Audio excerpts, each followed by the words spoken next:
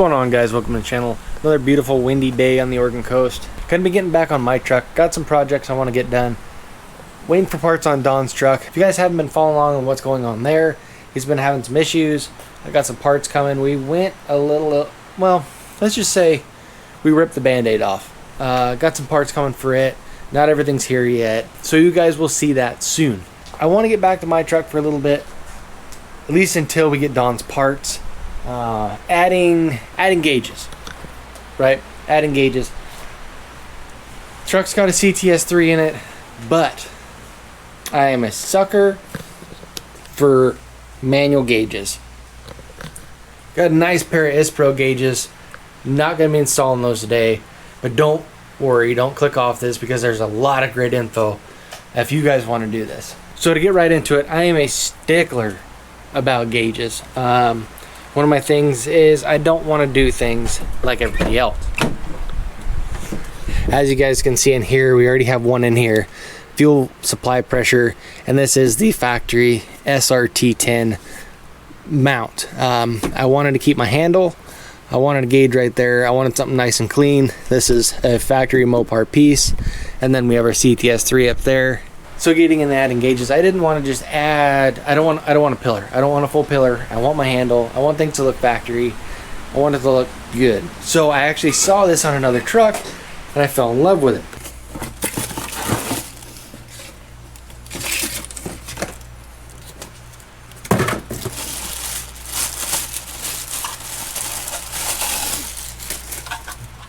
And the mount in question is this guy. Now this doesn't look like your traditional pillar mount, and it even doesn't even look like your traditional column mount, because it's not. I get this little bad dude off Gino's garage, and I'm absolutely in love with it. They have 2, 3, and 4 pod models of this guy. I just went with a 2 for now. And the thing about getting them from Gino's, and I don't know if everybody does this, but when you order them from Gino's, they notch them out to fit the headliner even better. So what this guy does, if you can see, it's going to go in here. It's going to go right in there. Now obviously there's a lot more to attaching this, but it's going to be right there. Looks factory-ish, I should say. This thing's going to be really, really cool having those 2 gauges right there. Gonna go with oil pressure and oil temperature.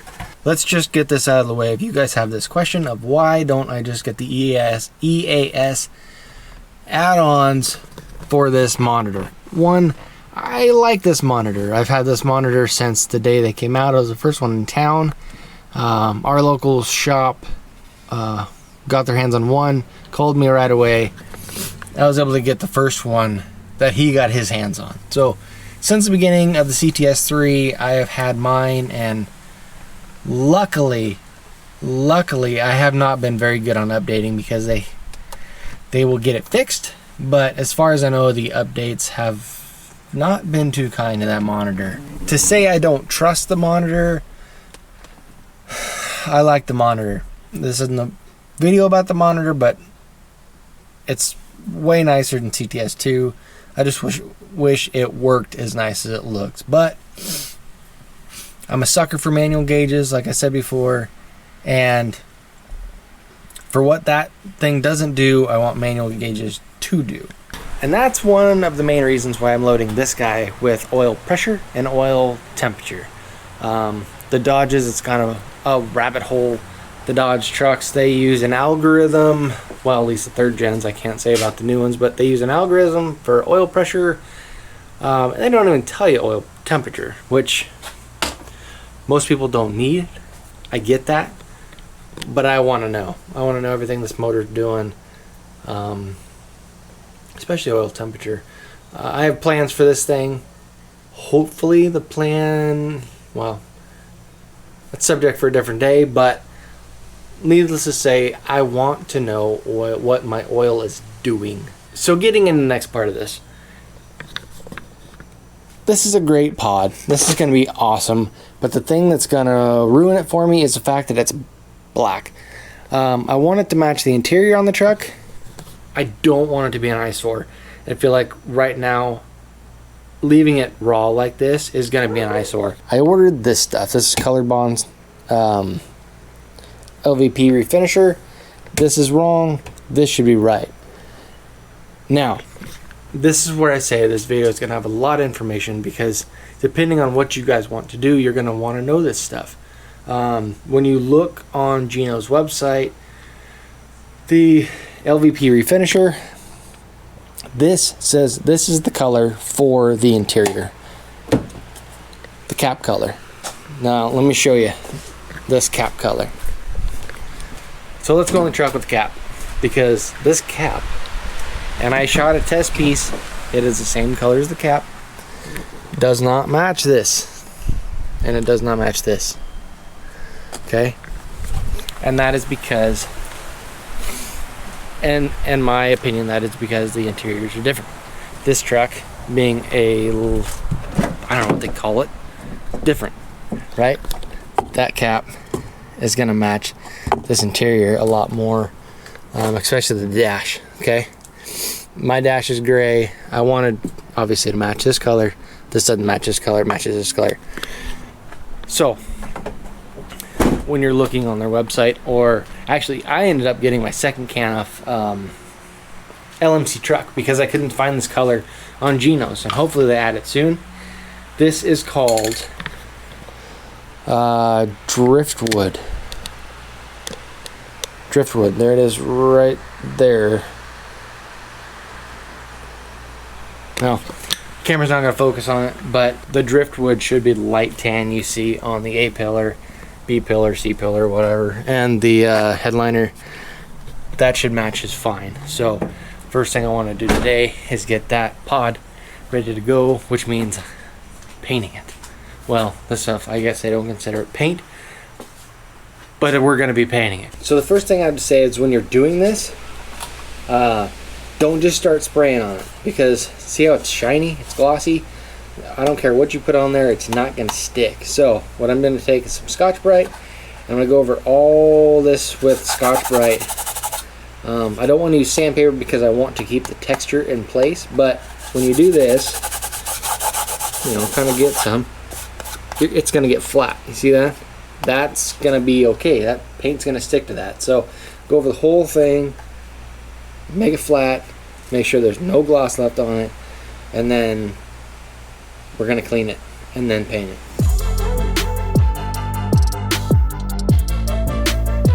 So we scuffed it down with our Scotch-Brite. So I'm going to use this. This is a Renegade product, citrus cleaner, all-purpose cleaner. I'm not going to take any chances on using anything that's going to eat the plastic, possibly. So this is a safe bet for me. Maybe simple green, maybe something. All you want to do, mainly you want to get the dust off it now, but you want to make sure there's no oils, like fingerprints, like that. See, put fingerprint in it. No oils, no nothing that's going to keep the paint from sticking and staying for a very, very long time. So get this, spray this down.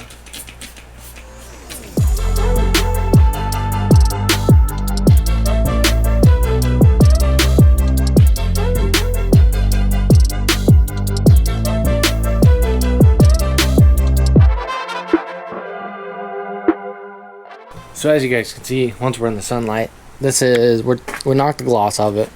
That is how it started. That's how it looks now. Now it's simple. Now we can just start painting away. Well, I keep calling it paint. Someone's gonna get mad. So technically, it is a leather, plastic, and vinyl dye. I don't know. To me, it's paint. It's gonna do the same thing. So I'm gonna go through, give it quite a few coats. I want really, really good coverage of the Driftwood, and then once it's dry, then we'll put it back in there, show you guys.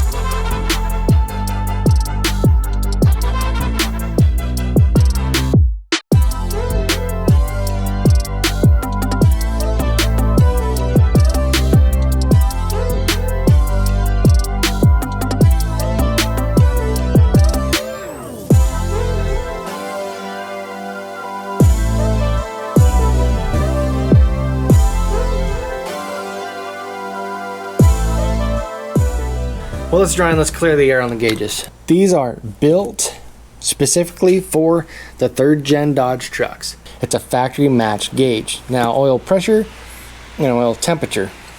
Here's the oil pressure if you're interested. Here's the oil temperature if you're interested. These gauges use ISPRO gauges. They're top notch. I honestly think they're the best gauge out there as far as quality goes. Their failure rates are real low, and they're local. These guys are maybe 4 hours from me, so that's another good reason for me to use them. Even if you're not local and you want the best of the best, go with an ISPRO gauge.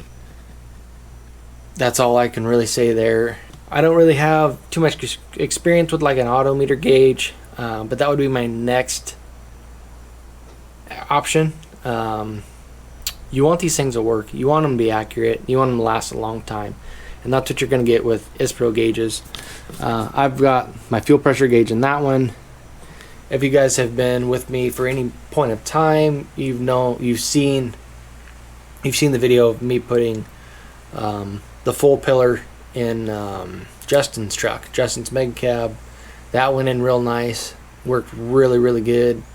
And I do believe we have one more truck we're going to sneak a gauge into, but that'll come later down the road. Right now we're just getting ready to put these in, and there's one reason we're not putting them in today. Main reason is because I want to know what you guys think. I know oil temperature and oil pressure. So oil pressure, I want to take that off of the oil filter housing. There's a port on the top of the oil filter housing. That's going to be an easy spot to grab oil pressure, but temperature is a whole different story. I still don't really know where I'm going to grab temperature from. There's got to be another port on these motors. Given all these trucks, except for Justin's, are 6.7 Cummins motors. For any of you guys out there that have done this, let me know where you grabbed another port, because there's only one port available on the oil filter housing, but there's got to be something somewhere else that I can grab oil temperature. I don't want to drill a pan. I don't want to do anything funny to the oil pan. I don't want to create leaks, and I don't want to take that chance. But I really want to go to a port. I really want to know, what the temperature is doing. So if you guys have any experience with that, let me know in the comments down below where you put yours, or if you know of a port I could use.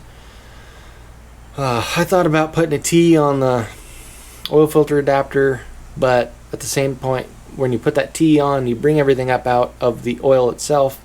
Sure, you're still going to get oil in there, but it's not going to be the same. But let me know what you guys think there. I know, like I said, I know somebody out there's done it.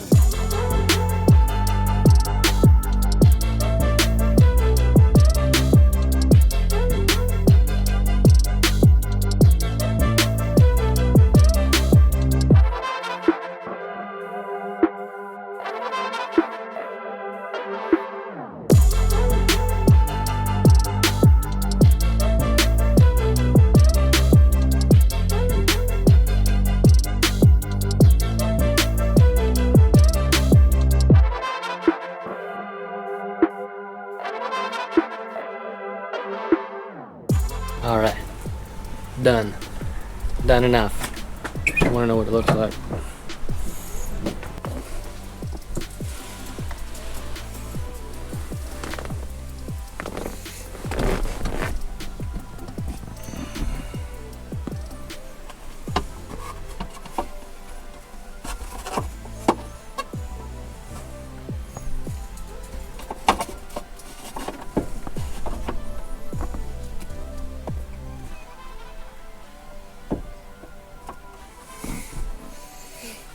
Fire me up. Look at that.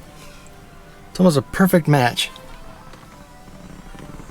That is almost a perfect match. That thing looks sweet. But you know what's gonna make it look even better?